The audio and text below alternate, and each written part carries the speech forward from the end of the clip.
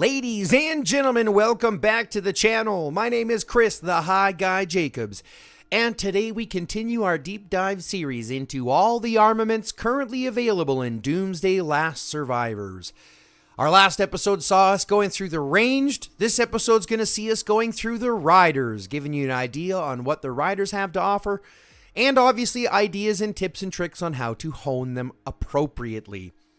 Now, before we start this deep dive, I need to ask you to like the video, comment down below what your favorite part about this game is, and share this video with your friends. Subscribe to the channel if you haven't already, and become a member.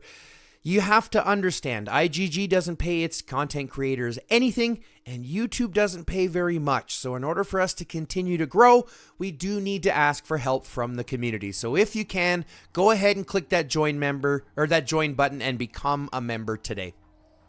Other than that, folks, let's dive into those armaments and see what riders have to offer. First, in the weapon fragments, in the weapons choice, you've got the Uzi subgun, bringing Rider Squad lethality and Rider Squad attack, or the German subgun, bringing Rider Squad lethality and squad's basic attack damage. So you'll ask yourself, which one's more important? Well, in my opinion, it entirely depends on who you're putting this on.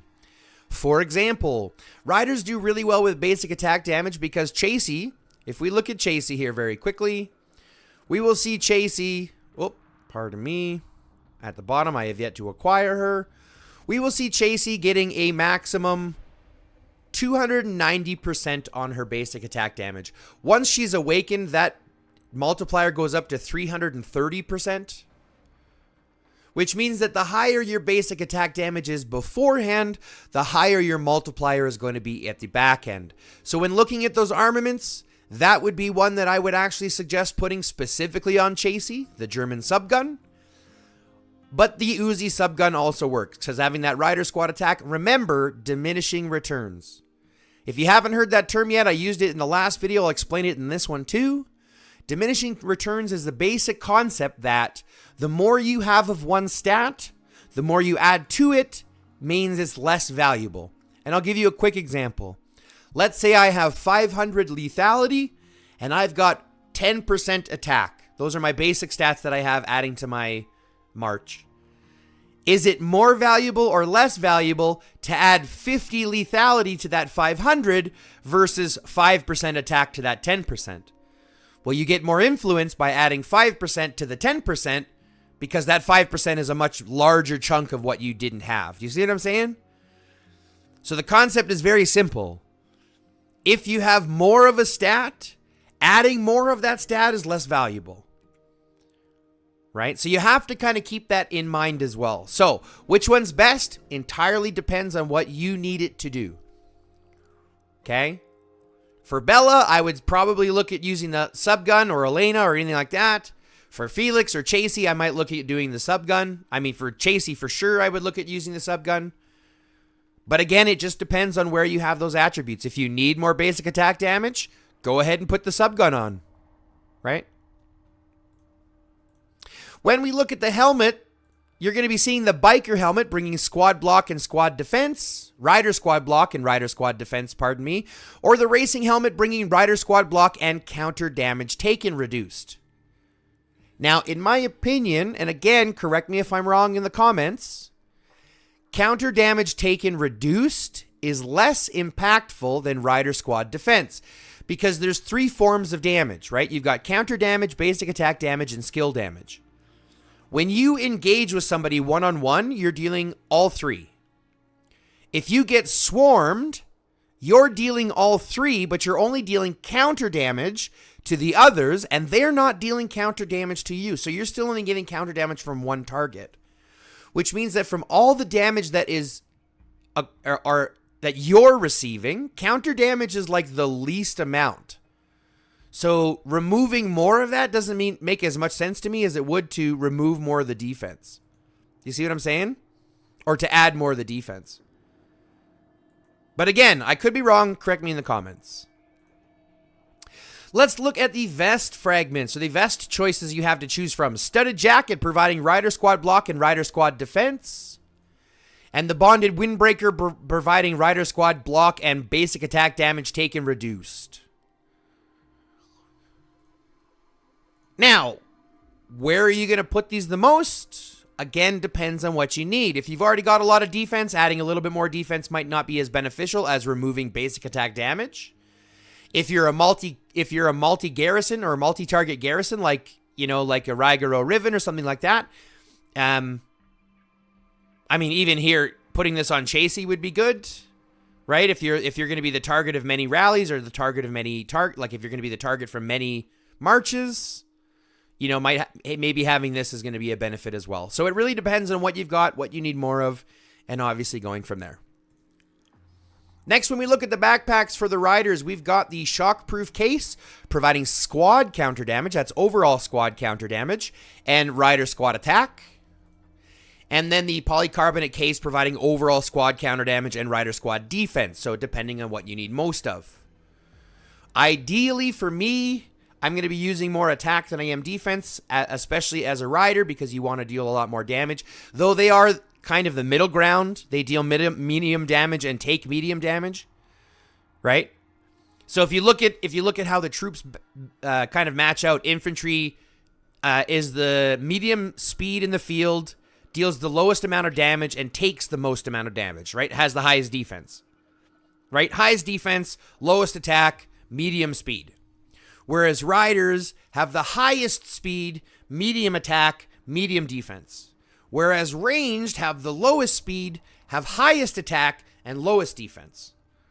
So knowing that also gives you kind of key on where you want to play. So if you want your riders to be a little bit tankier, you go with the defense. If you want them to be a little bit punchier, you go with the attack.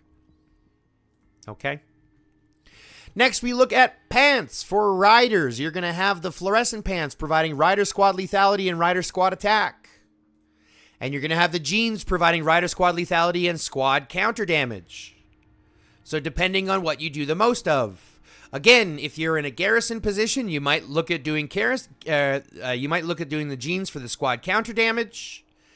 If you are more in the field, you might look at doing fluorescent pants.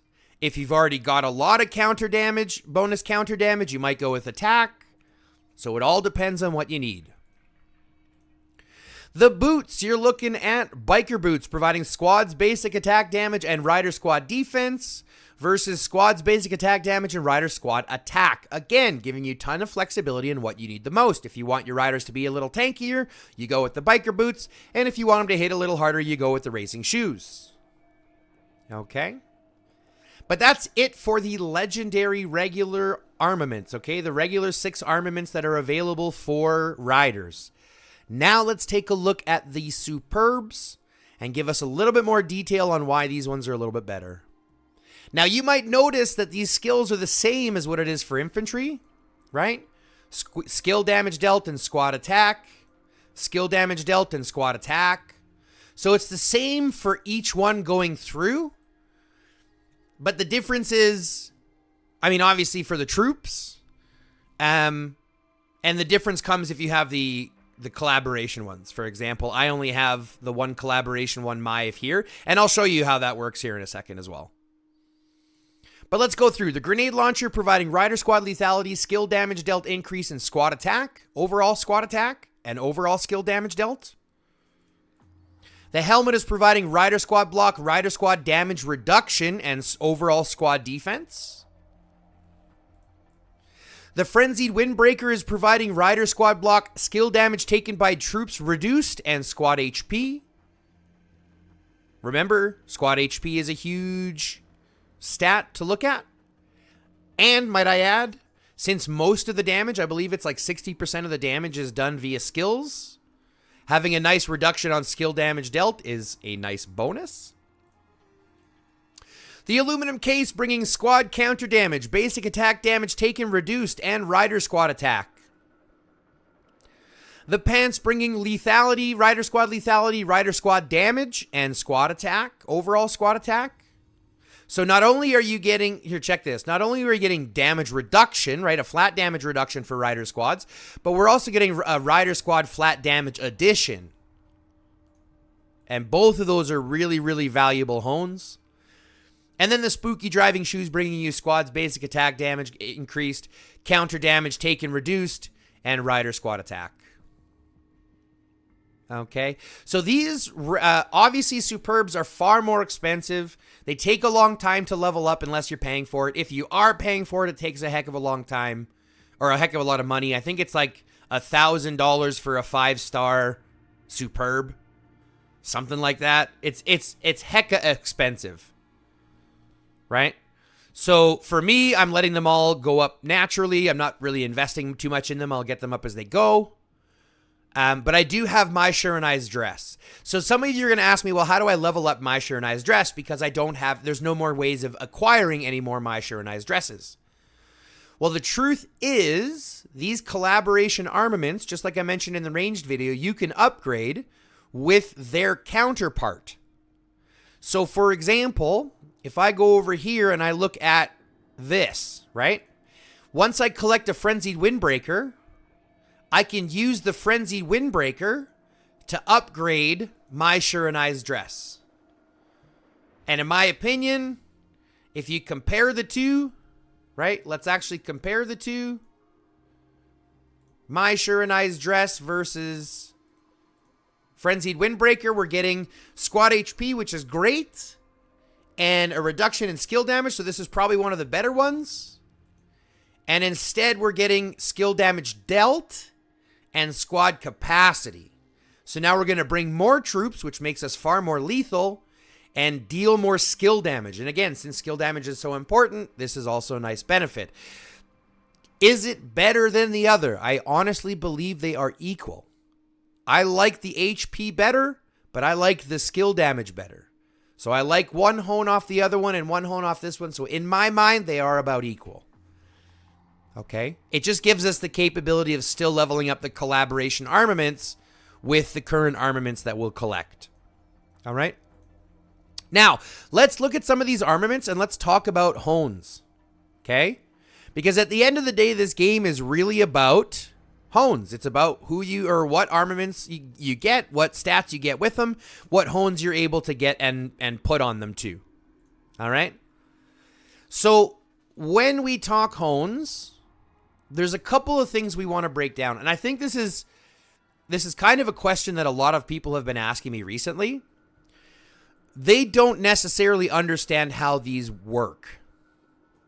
For example, they think, I've heard people say that Rider Squad Block, if I was to put Rider Squad Block on an infantry target, like an infantry armament, well, let's look at it this way. I've got a Rider one here. If I was to put Infantry Squad Block on this Rider one, I have some people thinking that Infantry Squad Block means it's going to block incoming damage from infantry, which isn't the case. Okay? The way you have to think about this is these are stats being added to your troops, not being reduced from their troops. Okay? So when it says Infantry Squad Attack, this means that it's adding squad attack to your infantry troops only, right? If you go down here where it says squad attack, there's no infantry rider arranged ahead of time. It just says squad attack. This means that it will add attack to all of your troops, any kind of troops. So if you're running a march, for example, that it's all infantry, right? So you're running a march that's 300 infantry troops, 300,000 infantry troops. All of them are getting that squad attack. If you run that same march with, say, 100% or say 50% infantry and 50% riders, that means that you're only getting 50% of this boost. You're only getting 5% on half of the troops that you bring to battle. Okay? And once those infantry troops are dead, then you're not getting any of them. So the reason why the specific ones are better is because, number one, you're not going to be running mixed lines. At least you shouldn't be running mixed lines.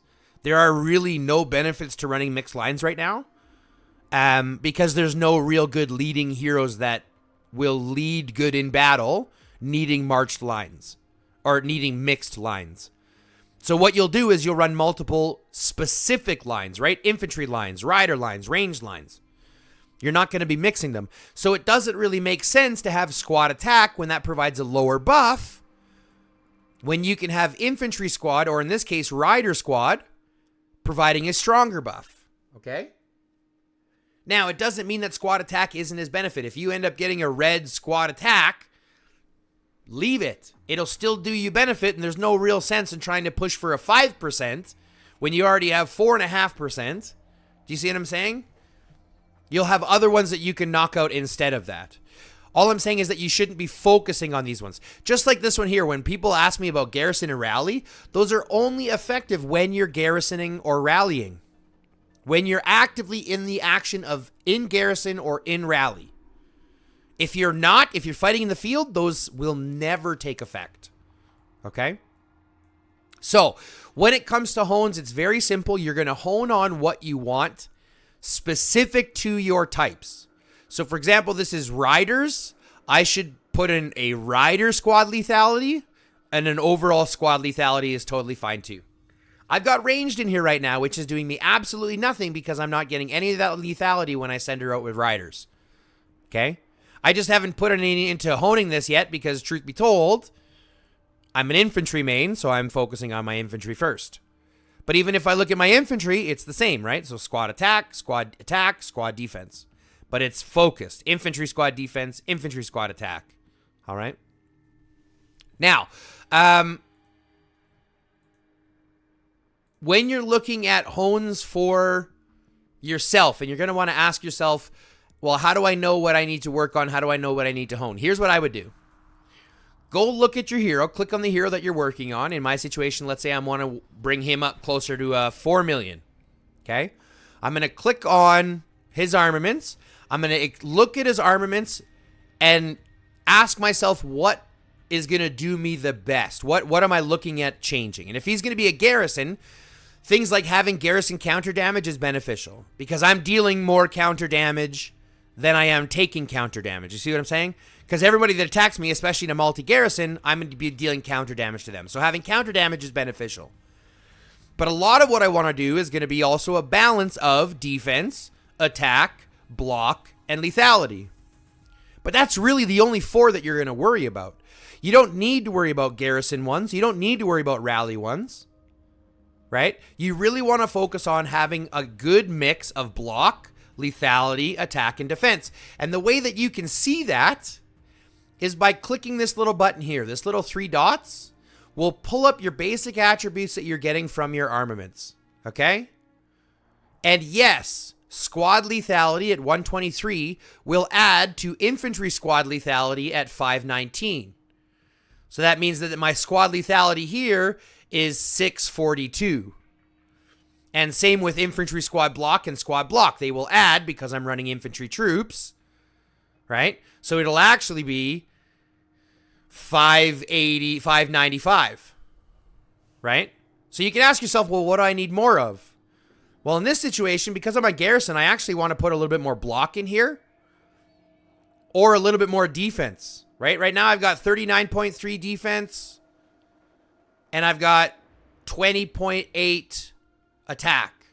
So tankier, a little bit higher lethality than block, but still kind of balanced. So I could even benefit from a little bit more attack here if I wanted, right? A little bit more HP coming with this once I level this up a little bit. But I've got 14.9% garrison counter damage. So we're dealing a bunch of additional garrison counter damage plus the additional 6% here. So technically 20.9% garrison counter damage. Right? So for garrison, this guy's pretty good. He's doing pretty okay. So how would I level him up and make him stronger? Simple. And I learned this technique from Zed or Z if you're American. It's very simple. All you're going to do is upgrade the lowest stats on the armaments that you're wanting to. Upgrade them until you get a higher one. So here I'm going to upgrade the infantry squad lethality till that gets out. Then I'll move to this squad attack here because that's the lowest percent at 2.5%. So I'll go with that one, get that one out of there, get the squad block out of there. I mean, for garrison, it might actually be beneficial to have multiple, so instead of just infantry, so that there's a little bit more flexibility when people put in multiple troops because you know it's going to happen. But again, that's all based on what you need individually. And unfortunately, That's why this game doesn't have, well, who's best at what? Well, it's all individual. Because a lot of this stuff is random, the hones that you get at random, everything is so customizable, there really isn't a best of. Right? Even when it comes to heroes, there's a reason why doing a tier list is quite difficult, because there's no real one hero. It's not like they're all balanced on every avenue. Thunder, for example, is a much better garrison hero than he is a field fighter. Does that mean that he can't fight in the field? No. It just means that he's better in garrison than he is in field. So rating him higher in a garrison aspect, right? He ranks higher garrison than, say, Miyamoto does. Or, Adut does. Or Robert does. Not saying that they can't. I'm just saying that Thunder is better. But fighting in the field, those roles are reversed. So a lot of it comes down to what you need, what you're focusing on, and obviously your own account. So always keep that in mind. But folks, that is it for Armaments, for Riders. We've gone through all of them. We did not go through the collaboration ones because the My Shurenai's collaboration ones are no longer available.